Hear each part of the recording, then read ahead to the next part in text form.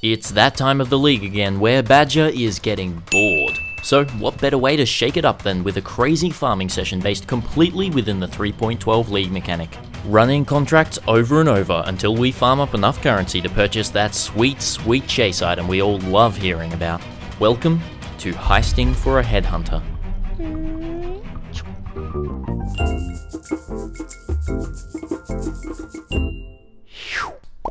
Welcome, it's your friendly neighborhood Badger here, and I am back for the first update video for my Heisting for a Headhunter series. If you did see the previous video, you will know kind of what this all is about, but there is a link down below if you want to go check that video out. Basically, what I am doing is just running contracts and some blueprints as well to be able to grind up enough currency to purchase a Headhunter. Now, this is not min-maxing at all. I don't have any of your Regals to Exalt trinkets or anything like that, or I don't have perfect gear on all of my NPCs for heisting. I'm just basically grabbing any heist from level 68 through to 83 that I can find or that I can purchase or anything like that. So lots of low-level ones, just running them and trying to get as much currency as I possibly can do through this.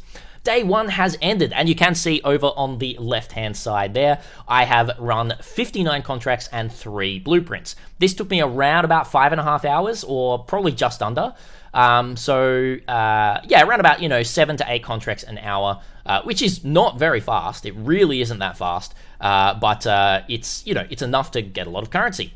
As you can also see, my net worth over there as well on the left, it's a little bit smaller, but it is around about 894 chaos, according to Xilence Next, which is a program that tracks all of your stash tabs that you put things into. So let me run you through exactly how it's tracking all of this. So here I have all of the 9 different types of blueprints that you do run. So lockpicking, brute force perception, demolition, thaumaturgy, traps, agility, deception, engineering, and then plus grand heists here as well. And then an extra little thing for any sold items that I did make from things in here as well. Which actually, that 5 chaos has not actually been calculated, so I should put that in for the calculations. I completely forgot about that one.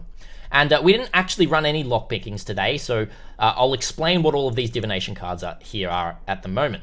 But if we jump over to the Xilence Next program, you can see here that I can filter in every single stash tab here, all the stash tabs that we are tracking, which is all of these ones: deception, engineering, and lastly, this prof is actually the grand heist. It just didn't update properly. And you can see the kind of things that we did find.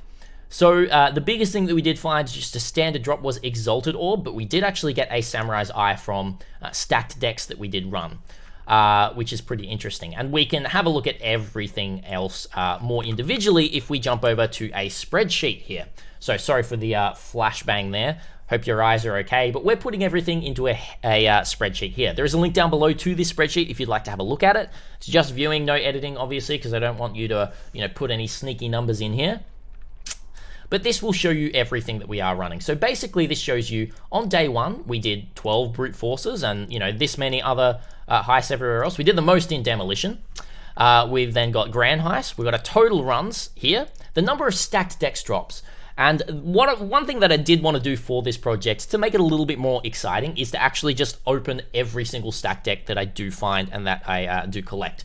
So basically, we've got the stack decks here. We've got the cost of selling these stack decks in bulk, which is about 74C, and then the difference after opening. So you can see that this is in green. So we actually made 76 chaos profit on opening these stack decks, which is basically literally doubling the profit on these stack decks, which is quite nice, you would think.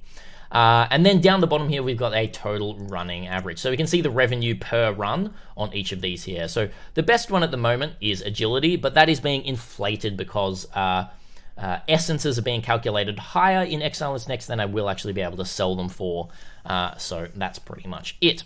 So we can see at the end here, we have an overall revenue around about 890 chaos. Which is quite a lot for the first round. Now, that doesn't mean that I am 890 chaos towards a Headhunter. The way that this is going to do the way that we're going to do all of this is actually purchase Headhunter cards to see exactly how far we are towards this Headhunter. Now, I haven't purchased any yet, but I could very much estimate that this overall revenue If I was to sell everything, that would take maybe like a couple of hours and put everything together, I would probably only get about 600 Exalted Orbs out of this, which means close to around about 1 doctor and 1 nurse, or 1 doctor and 2 nurses type of thing, which is over an eighth of the way there. So if we actually continue the way that we've gone right here, which is not crazy drops, we only dropped 1 Exalted Orb and nothing else big. If we go along that, we can expect to, just over a week, have enough money to purchase a Headhunter, which is going to be super, super exciting. So that's what we're looking like at the moment, which is pretty awesome. That is all I really have to say for everything. This is basically, as I said, the first update video, or you can kind of classify it as episode 2, and we're just going to keep grinding. I've still got quite a few blueprints here for myself to get through. Once I'm through these ones, obviously going to buy some more, but at very low levels, and then probably purchase some blueprints as well. Now, the best blueprints I am going to be purchasing are the currency and trinkets, because they are just, they're really, really, really profitable. And then that's pretty much it, everyone. So thank you so much for watching.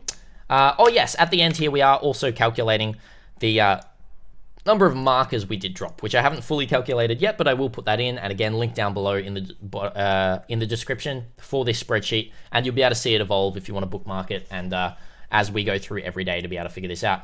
Thank you so much for watching. If you want to come and see any of this happen, I am streaming live pretty much every day at what is 10 a.m. Australian Eastern Standard Time for me, but that actually equates to, I think, 8 p.m. Eastern Standard Time for those in the States, or 12 a.m. GMT. And whatever that, equates to where you are, you can definitely come check me out. We're going to be slamming through all of this and then maybe playing some variety after, which is going to be pretty fun. So thank you so much for watching, everyone. And until next time, Badger is out.